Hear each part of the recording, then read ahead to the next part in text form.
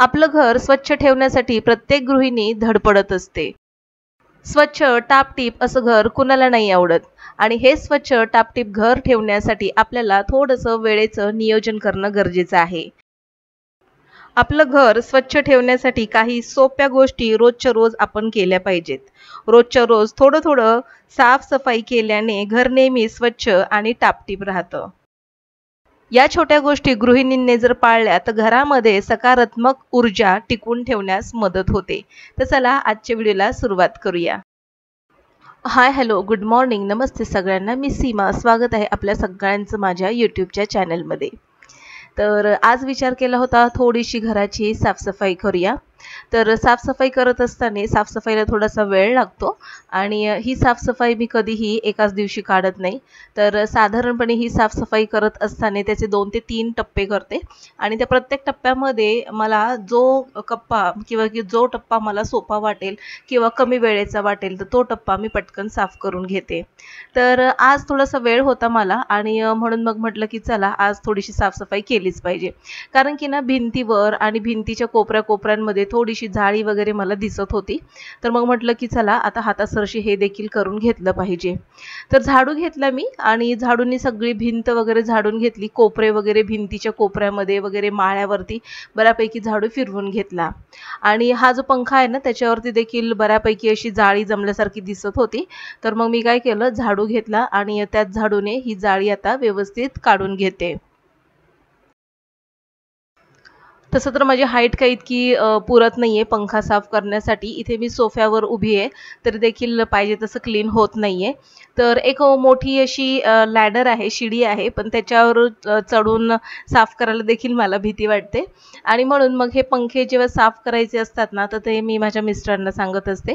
पण आज काही माझे मिस्टर घरामध्ये नव्हते आणि मग म्हटलं की चला ते जेव्हा येतील तेव्हा त्यांच्याकडनं व्यवस्थित करून घेईल. तोपर्यंत मला जितकं जमतंय तितकं मी साफ करून घेतलं.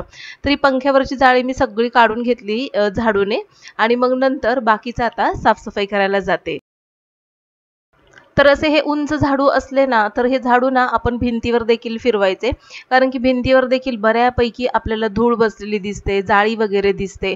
तर हातासरशी मी सगळी भिंत वगैरे अशा पद्धतीने झाडूने फिरवून घेतली. जिथे जिथे मला जाळी जाणवते तर तिथे तिथे मी हा झाडू फिरवलेला आहे आणि सगळी जाळी असं आपल्याला डोळ्यांनी दिसत नाही की भिंतीवर धूळ आहे, जाळी आहे. पण जेव्हा आपण झाडू फिरवतो ना आणि तेव्हा लादीवर बघायचं भरपूर अशी धूळ पडलेली असते. तर सगळी भिंत मी अशा पद्धतीने झाडून घेतली आणि बऱ्यापैकी आपल्या डोळ्यांना जरी जाणवत नसेल तरी बऱ्यापैकी धूळ घरामध्ये जमलेली होती. तर ती मी अशा पद्धतीने साफ करून घेतली आणि आता हा बघा पंख्याची ही जी धूळ आहे तर ती इतकी खाली पडलेली आहे.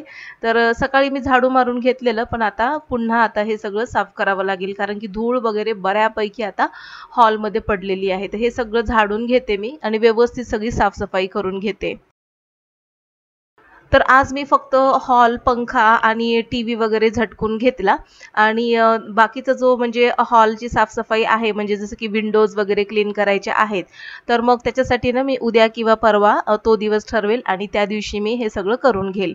कारण की आणखीन माझा स्वयंपाक देखील बाकी आहे आणि हे सगळं एकाच वेळेस करणं म्हटलं आणि एकटीलाच करणं म्हटलं की खूप वेळखाऊ होईल आणि मग खूप उशीर देखील होईल आणि सगळीच कामं वेळेत करायची असतात आणि म्हणून मी काय केलं की पाहिजे तितकं मला जमेल तितकं मी झटकून घेतलं आणि झाडू मारून घेऊन आता लगेचच हा हॉल व्यवस्थित पुसून घेते. तर भिंती वगैरे जेव्हा झटकत होते तेव्हा बऱ्यापैकी धूळ या टीव्हीवर देखील पडलेली आहे आणि तोच टीव्ही आता मी व्यवस्थित साफ करून घेते. जर आपल्या घरामध्ये सकारात्मकता हवी असेल ना तर आपल्याला आपलं घर स्वच्छ ठेवणं तितकंच गरजेचं आहे. घर स्वच्छ ठेवलं ना तर आपलं मन प्रसन्न राहतं आणि मन प्रसन्न राहिलं तर पूर्ण घरातली माणसं आरोग्य हेल्दी राहतं. तर आता हे सगळं क्लीन झाल्यानंतर इथे आता थोडासा टेबल हा जो टेबल आहे तर हा तसं बघायला तर शू रॅक आहे. तर त्याच्यावरती एक अशी ट्रॉफी वगैरे ठेवलेली आहे. तर ते थोडंसं क्लीन करते कारण की त्याच्यावर देखील बऱ्यापैकी डस्ट चढलेली आहे.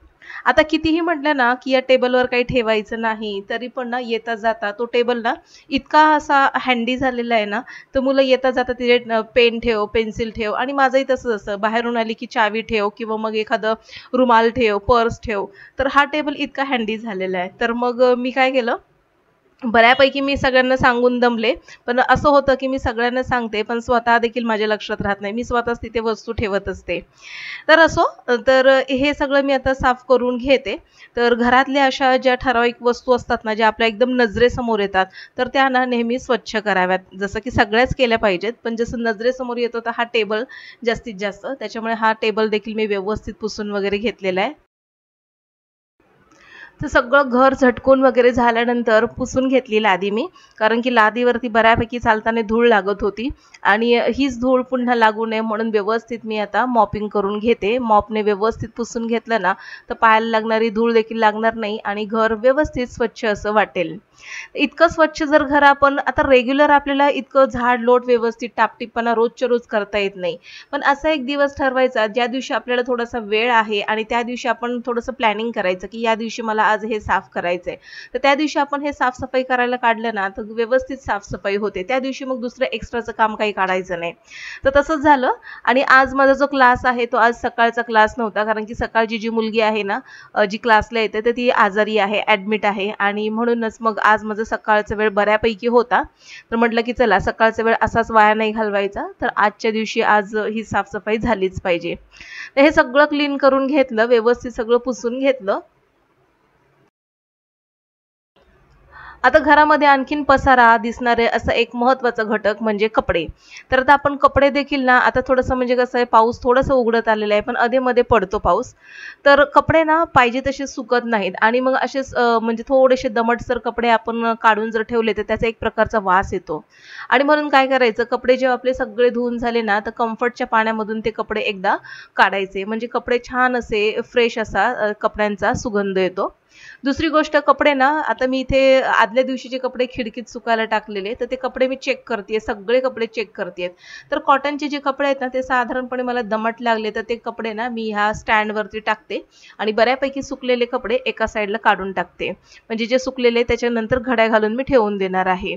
तर इथे मी स्टँडला जे थोडेफार 2 ते 3 कपडे टाकलेले आहेत, तर हे ना आदल्या दिवशीचे आहेत आणि थोडेसे साधारणपणे दमटसर लागतायत, थोडेसे ओलसर लागतायत आणि मग हे कपडे ना मी हे स्टँडवर असेच सुकू देणार आहेत. पटकन सुकतात हे कपडे, जास्त वेळ लागत नाही आणि आता जे धुतलेले कपडे आहेत ते पुन्हा मी रशीवर टाकणार सुकायला.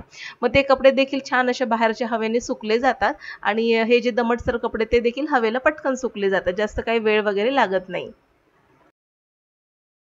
तर मी स्वतः तरी अशा पद्धतीने कपडे सुकवण्याचा प्रयत्न करते आणि सगळ्यात महत्त्वाचं माझ्याकडे बाल्कनी नाहीये त्याच्यामुळे हा जो स्टँड आहे ना, तर ज्यावेळेस बेडरूममध्ये काही काम वगैरे नसेल, तर हा जो स्टँड आहे ना, तर मी सरळ असा मध्ये खेचून घेते आणि फॅन चालू ठेवते. तर पटापट कपडे सुकून जातात.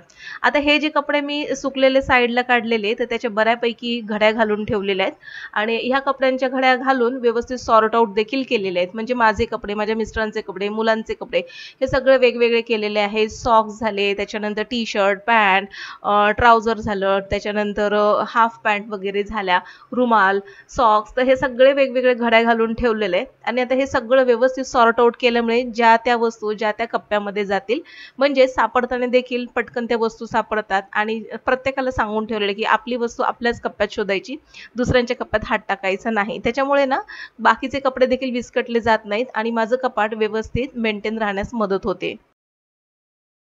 तर रोजच्या रोज कपड्यांच्या घड्या घालायला जरी भेटलं नाही ना, तर दिवसाआड अशा कपड्यांच्या घड्या व्यवस्थित घालून व्यवस्थित सेट करायचं.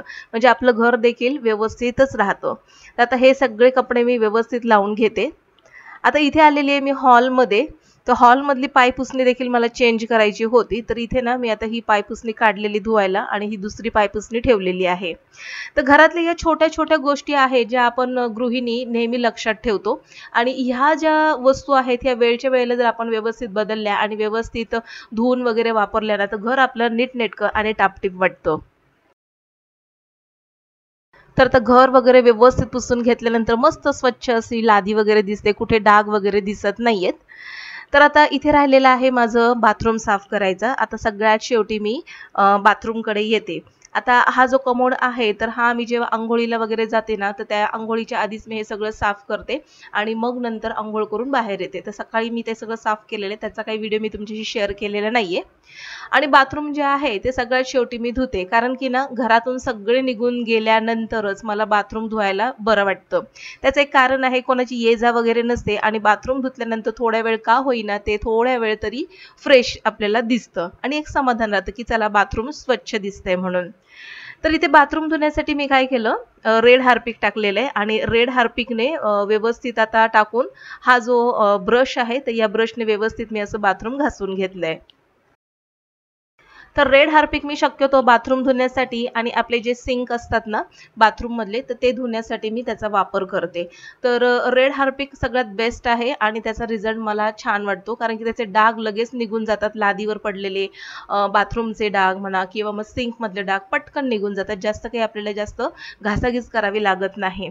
आणि हा एक ब्रश आहे ना, हा एक ब्रश मस्त आहे. तर या ब्रशने ना मस्त असा हँडल आहे लांबची लांब आणि हार्पिक आपल्या बाथरूम मध्ये टाकायचं, भिंतीवरती टाकायचं आणि हा ब्रश ना फिरवायचा. हा बघा अशा पद्धतीने मी फिरवते.